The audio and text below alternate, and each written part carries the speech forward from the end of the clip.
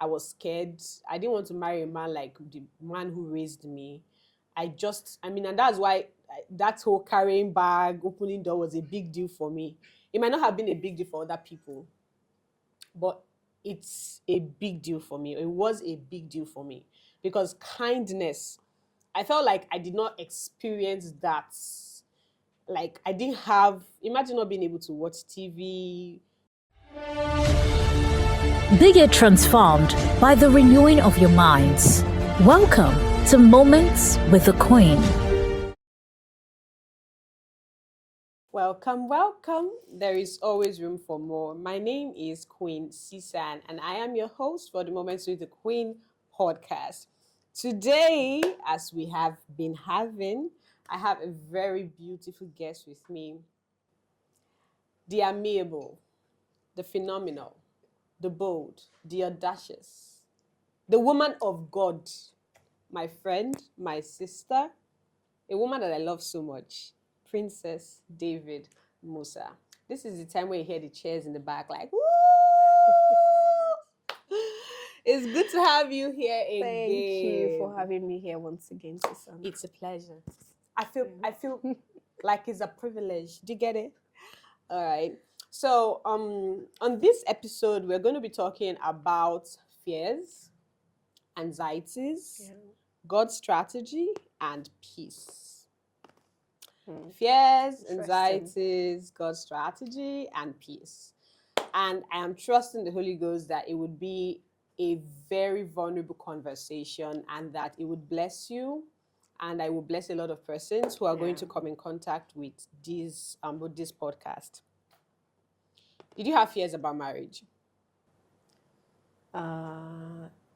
Yes. Okay, Yes, can you say some of them? Okay, so that was before I got married, right? Mm-hmm. Yeah. I think the fears I had, it was, I'm trying to remember. It's fine. Yeah.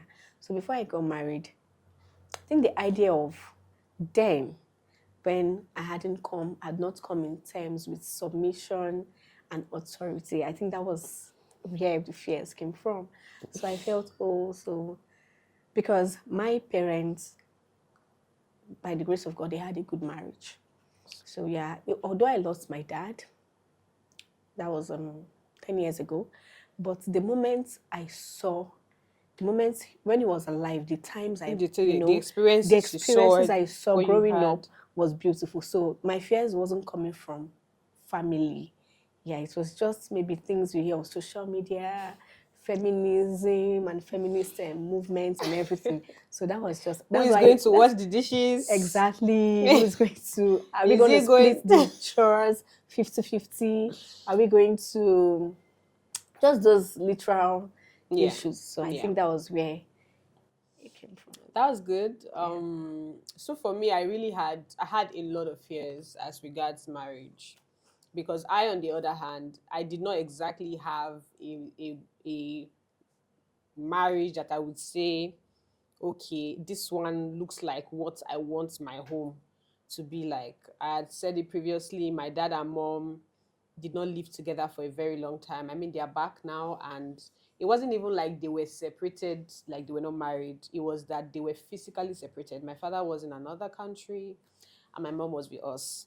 And it wasn't even just that my mom was with us, because if it was that we used to live with her, I first stayed with my grandmother, then my grandmother passed, and then I started living with my auntie. And it was just not it for me, because the idea of family that I had was not wholesome. I don't know if that's the way to put it. Yeah. And then again, I was raised by a very strict father. Not by biological father, but he's actually the person who I got to see as daddy. And actually, he did a lot in my life now that I know better. But back then, I was so afraid of him.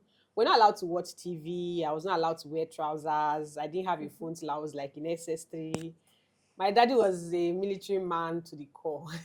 Not like literally a military man, but his approach to parenting was very military-like. And there were things I saw at home that, I just saw myself, never, ever will this ever happen to me. Never. And so I just had, in fact, I had fears, and my own was even bad because I had fears I did not even know I had. Now, my personality is this type where people say I used to do like duck, that when you put water on the person to just shake it off, because I believe that these things are not getting to me. You know how you say, you don't stay with your parents. This woman, is she your mother? Maybe when they are doing PTA meeting, I never really got to deal with all of that. I loved my mom, not my biological mom, the one who raised me. I loved her and I still love her with all my heart. So I was just really that child that I was very carefree, very nonchalant. I was so careless. In fact, my carelessness was extreme. And so I did not really realize that fears had morphed into something that I could not even label. And I think that's really scary because sometimes it's one thing to even be able to acknowledge that you are afraid. It's another thing to say, no, no, I'm good. Because that was where I was. Yeah. I'm like, I'm good. My daddy wants to come. I remember even having a conversation with my mom, like, you don't want to get married. No, so I'm just trying to give you an insight of the kind of Yeah. person I was, back then. Like, say I'm married to husband. We are not seeing him. You will not marry a fine woman, no. So normally they will say children are the ones that are like, oh, I want to keep my mommy and my daddy to myself. No, I wasn't that. I was telling my mother to go and marry, and thank God that my mommy was wise. She did not follow me. And then when it now came to the issue of marriage, I was always pushing it to the front. Like, if you talk about marriage for me, in fact, even when I met my husband, I told him that the year I want to marry is 2025. There was a guy who I met, and I think that kind of prevented him from getting really close to me because he was trying to move at a slow pace. When he reached me and said, so what, when you think about marriage, what do you have in mind? I said, marriage is not on my mind though. Let's start thinking of marriage from 2025. And so there are some ladies like that. And I mean, guys, that's why I say it, that it's so important if you have knowledge to know how to deal with certain realities, because like that guy that met me that time and I told him 2025, a few months after I was married, I know that is the day he'll be like, how? Life changed. Now, how did these fears for me, like, I mean, I'm speaking more about this because I can totally relate to this subject. How did these fears, how did they actually disappear? How was I able to acknowledge that I was afraid?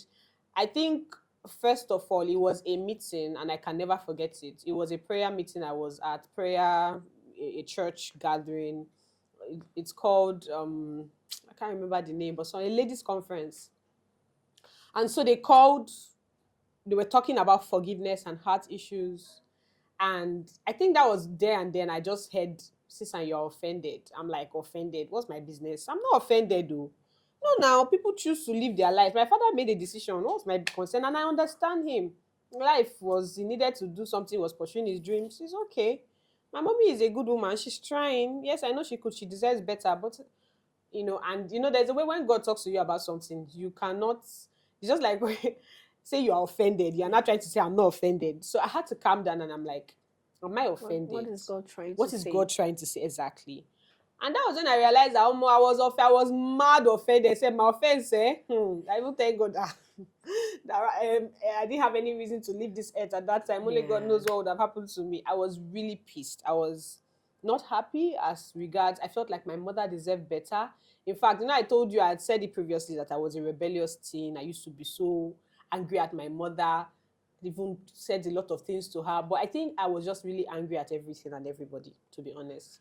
And I think I was also really upset at how my father was. I just felt my mom was too good to be receiving that kind of treatment. So I think that day, one of the things the pastor led us to do was just to like, oh, I forgive my father, because they spoke about fatherhood. Yeah. They said it, and I think the pastor spoke about it from both sides. He said that there are men that are really upset with their dads, and unless you're able to pass, move beyond the fatherhood, that there's a limit to where you can actually swim when it comes to being free like emotionally. Yeah. I don't know if that So like there's a limit to. So he said it for ladies and he said it for guys. And for some ladies self, it's never just father, it's their mothers. Maybe the mother abandoned you when you were Yeah. young. You saw the way your mother treated. I know a family who the mother used to be the provider. She used to really just she disrespected the father, and then because of that, the boy child just felt like, I'll never marry a woman that will give me 1 naira. Yeah. So fears, basically these things morph on our inside. And so I really had that. I had a lot of it. I was scared. I didn't want to marry a man like the man who raised me. And that's why that whole carrying bag, opening door was a big deal for me. It might not have been a big deal for other people, but it's a big deal for me. It was a big deal for me because kindness, I felt like I did not experience that. Like, I didn't have, imagine not being able to watch TV. I remember one time my father traveled out of the country. Not my biological father, but I mean, he raised me, so his father for me. He traveled out of the country and he came back after like how long? And when he entered into the house, everybody just greeted him like in our language, but it's just like saying, Daddy, good morning, sir. Daddy, good evening, sir. And everybody entered inside the room. Oh my God, my father was pained. But I was like, you laid the bed now. You can't lie. I can't. I think that was the only time I ever, because I mean that's how we always used to do it. If you come back from work, everybody's entering into the room. Like, you behind the doors, look bam, bam, bam. So yes. So I mean, this was really the life that I had experienced, and I knew that it was not what I wanted for myself. And it was really why I had the whole turn off when I met my husband initially, and I was just so afraid, like, this man he's going to give me daddy vibes. Like, I don't want an authoritarian. I want somebody that will tell me please. I want somebody that will tell me thank you. I want somebody that will say pele. What's all this? I did not want a military man. So I really had all of these fears, and they built up on my inside. So when I had that deliverance that day on the altar, and I finally decided to forgive my father and let it go, I think things really changed for me. I didn't get there immediately, because even when I met my husband, I still had real fears. And I think that's why we're talking about fears, anxieties, God's strategy, and peace. Up until, I think, up until few months to my wedding, I was still battling fears. Because I know ladies who get into the marriage and even on the wedding day, they are still battling fears. Yeah. And I think it's not even just for the women. I think even for men too, they Yeah. experience Yeah. it. Like, am I making the right choices? Yes, is this the Is right this the person for me? Yes. Did I hear God? Did I hear God? Because what if I Exactly. did? Yeah. So Think it happens. yes. So Definitely. for me personally, why this particular conversation is such a big deal for me is because I feel like I I I embodied this life. If it was just me, I would not be married right now.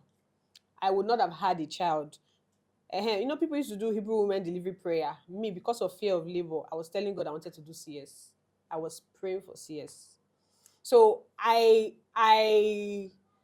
like fears. Literally, they use they use yarn to knit around me, and now I am an advocate of do it afraid, but it's not just about doing it afraid. It's about doing it afraid, but with the backing of God. God, very Yes, important. I was going to say exactly. that. Now, what made the difference for me amidst all of these fears that I had is that, first of all, I hear God. That's the truth. Remember me saying that I heard you're offended. Yeah. If I don't hear God, I won't be able to hear you're You offended. won't be able to even know you have an issue. That in even the needs first to be place, addressed. yeah. I think I experienced something like this, Please but share. it wasn't in relation to marriage per Okay. se. But then it's part of maturity. What God does for us most times, when you're about to get married, there's a wholeness you're supposed to have as an individual. So the fears I think I had was not the fear of marriage relationship, because like I said earlier, I saw my parents do marriage in a beautiful way. Yeah. My mom and dad, they always take evening walks, things like that. They go on evening walks. I think I never saw them abusive, Like like any kind of physically. conflict Yes, that was conflicts. Yes, that was basbos. maybe raging or something. One day I asked my mom, I said, when I, was of age, I said, how do you guys do this? Don't you ever have issues? So she said that those times they even go on walks. That's when they settle their their differences. And you That's guys, where you're they having have, walks. yeah. And that's where they go to, have those Interesting. tough Wow. conversations. Or maybe when we are not at home. So they gave us that beautiful. So marriage was something like I was looking forward to. Funny enough, I even got married to when I got married, my husband is not the evening walk person. And I remember hiding. I said, let's go on evening walks. I thought that's how all marriage is. I thought that was the standard. So I was like, let's go on evening walks. Let's take a stroll. Because that was what I Yeah. saw. But then there were some things God wanted me to work on. And I think part of what He wanted me to work on was more on forgiving myself. So there were things that I never even knew I was hurt in that area. I was hurt because of unmet expectations. When you give yourself some expectations, okay, from now to now, this is what I should be doing, this and that. So I was hurt. Wow. I was hurt because maybe I didn't meet up to those goals that I set for myself. I was hurt because I lost my dad. Yeah. And I never knew. Yes, I knew I was hurt because I loved the man, but I didn't know that It was that that deep. it was having a ripple effect. Because before I lost my dad, I used to be a very outspoken person and all of that. So, but after that, maybe because of one or two things that happened during that season, I just and people should just be on their own. I beg, I became reserved. I really don't care about people. So I needed to heal internally so that I don't get into marriage and then on other people. an innocent, godly man who wants to do marriage with you, and and then you are pouring out from a place of hurt which you don't even know is existing. So I think that was what God did. I think you are the one who sent me a book, Why You Are Not Yet Married. And so when I read that book, that was when I knew that I was hurt. That was just, it was like an x-ray. Like I was able to see those hidden hurts inside of me. And I thank God who helped me, navigate that season of my life. Yeah. So I think I want us to talk about something just before we progress on fears, anxieties, God's strategy, and peace. I mentioned in the podcast that when I started planning my wedding, Princess was not married. So let me give you a little bit, it's just some more context about. So let me just give some more context about the relationship that I've shared with my friend. I mean, I've known Princess from way back in the university, and I just I have always loved how her relationship with God. She always made loving and working with God very easy. But back then, when you want to talk about somebody that's me, I've always been very serious. There are certain things that there's a way my friends will say sometimes my people say you are too serious. And I think Princess was like more easygoing, she was more chilled, more laid back. And as at the time I was planning my wedding, Princess had not even known that she was even going to get married. She was basically still trusting God for a life partner. So I want you to share a bit of that story. How, because for me, let me give some hints. I remember you speaking about Shiloh, your mom's prompting, and then you made a prayer. And then along the line, I think there was a time where both of us even came together to pray about marriage. And then you said God led you to pray for me when I was already at that time. It felt like maritally I was already settled. And then came your husband. So please, let's hear from you. Okay, so I think I would want to start by saying that the state of our hearts is really important to God. Most times when we ask God for things, it's usually not as if God cannot grant our desires. True that. But God is a God of principle, He's a God of process. So most times God loves to just work on our hearts before releasing that thing that we request for. So when I got married, I always tell ladies that everybody has a season. I know, yes, this might not be something that's sweet to hear, that people want to hear and all, but there's life in life. There's seasons. I think there was a message Apostle Selman preached on times and seasons. Sometimes in God's eyes, you might be in another season, but in reality, you've not been able to move to Into that that season. season. So it's still part of you still need to work with God to be able to move Into into that that season. season. So when I got married, I knew that was The the season you were season supposed to I get was married. supposed to get married. So, but did it come cheap? Of course it didn't. So I knew that was the season I was supposed to get married. And there were just lots of prompts here and there. I remember I visited a friend and she was even talking about seasons. And I was like, oh, okay. And then my mom called me on phone. Yeah, African mom and everything. So, but she was feeling like, I don't talk about marriage. I've never mentioned marriage. I was just all about career pursuits. I just, and all. So she said, begin to think about this. So I just knew there were signs that this was the season. And then I began to talk to God about it. So that period, we were doing, I think, 40th anniversary, Living Faith Church. We were doing 40th anniversary. So my mom came over to Lagos to see me at the time. So from there, we attended the program. And during the program, I tell people the greatest deceit is self-deceit. As a young lady, you can be out there pretending as if you are not feeling it. It's good. Of course, you don't need to go around And show the the whole world. world, but never pretend to God. Before God, be your truest self. Your truest self. So I went before God and, I told him, I said, okay, I desire to be married. Just the way we always talk about other things. I said, okay, I think this is, I'm ready. And prior to that, God actually told me that was the season too. Remember I told you? So I was at a friend's place and God told me, said, the moment you begin, how did I tell you that? He said, when you like, until you partner with me, like Yeah, for what I yeah. want to do in To your do life, your you will life. just be like you'll be prolonging process. Prolonging process. So he said, the earlier you begin to partner with me, on what I have for you, on my program for you, yeah, the earlier you would even get married and talk about everything. So I knew God was talking about marriage, and that was the season. So I went back to God. I said, okay, yes, I'm in. So how do we move forward? How do we move forward and Sorry, everything? so I know you're going to continue on this, but I Okay. just want to draw on a very important point from what she has said. Partnership with God is important. Yeah. The truth of the matter is that there are so many persons who are trusting God for a life partner, and God is calling them into partnership, but they are not honoring that prompt. And another thing I've come to realize is that you're going to continue, but many times God might say, okay, come with me. Now, this is what I want you to do. But some people, if that thing that God is asking them to do does not link back to maybe you're going to see Musa or maybe you're going to see Daniel, they don't want to hear it. Yeah. But because I remember very vividly when I did not even know I was in my marital season. I really didn't. But something that God did was when I was sent to Kogi State for my service, after I had finished my service, God told me, your time in Kogi had been extended. I heard it clearly.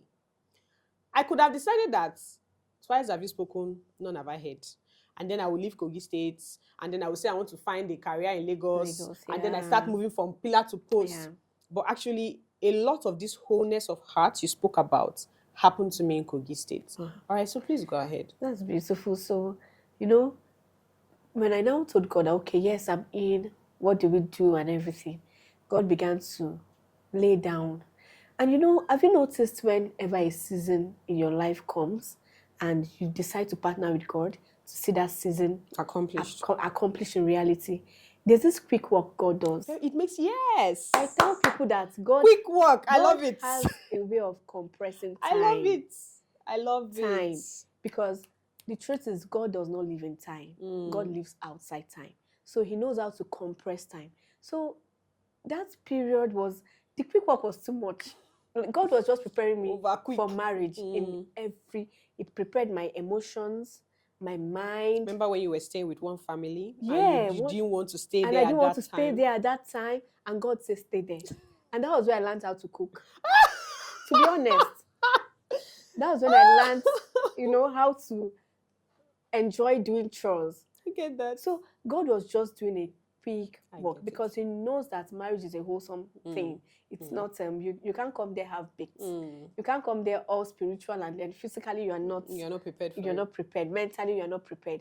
So there has to be a balance, and that's why I tell people God is not a one-sided God. God is balanced. If you say you're a believer and you walk with God, there should be a balance in your life. You know, it's not a one-sided thing. It's not. So yeah. So in case you are listening and you're in school and you are a fellowship papa and you're a fellowship mama and you are excelling spiritually, you have capital letter tongues, you're supposed to excel academically too. So this Praise capital God. letter No, tongues. you have to excel. Yeah. It's important. It's It's important. it's accessible to you. It's possible. Yeah. And one thing I've come to find out with God is that whatever it is that you actually desire, it's available. Yes. That's why I think that scripture that says, it says, As far ask as of me. As far as I said, but it even says, Yeah. it says, ask of me and I will show you great and mighty things. Yes. Many times I ask God, I say, why do I always have to ask? And I think that's where the place of faith. I tell people, buy faith if you need to. And how do you buy faith? Listen to resources that will expand your mind. Yeah. I remember saying something, and it's a reality I have lived with my life. The future is not ahead of you. The future is inside of you. It's within you. Yeah. Now, your 10 years, your 20 years, your 30 years. Let's assume that in 30 years, you are supposed to be an author, a global entrepreneur, traveling from one continent to another. If you believe that it's going to happen in 30 years, it will happen in 30 years. Yeah. But if you believe that it's going to happen in 10 years, it can happen in 10 years. Yeah. Now, I was saying something and I used an illustration and it made so much sense because that's the light that I got. My son, before you travel 2 minutes, car. What do you want? Car. If he sees a car, car. If he sees a truck, truck. He's so, like, that's what he sings at home. To the extent that if you know him well and you want to get him a gift, you should think about getting him at least a toy car. Do you know, because of this consistent car that this boy has been saying, I'm like, okay, the earliest you can actually maybe get your feet on the ground, I think I would start prioritizing teaching you how to drive. And it came to my understanding that this is what happens in the realm of the spirit. Yeah. If you have faith to believe for something in your future, and you start speaking to God about it, let's assume that it was supposed to happen in 30 years. Yeah. Because you start speaking to God about it, the possibility of that thing that should have happened 30 years after to happen in 5 or 10 years is very possible. Because first of all, your mind begins to expand. There has to be a mind shift. There has to be a mind shift. Yeah.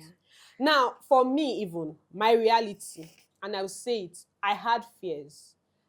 And as real as my fears were, more realer were God's instructions to me. So I think that was my deliverance.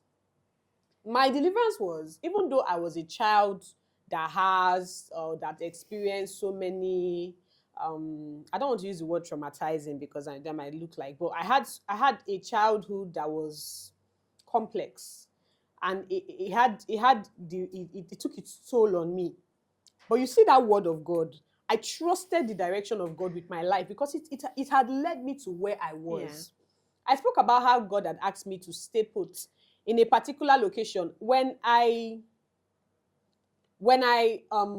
remember when I got my first job, I studied biochemistry as my first degree in school, and then I got a job in a radio station. It was still God's voice. Sisan, stand up, write an application later, walk to so and so radio station. This is my relationship with God. This is how it works for me.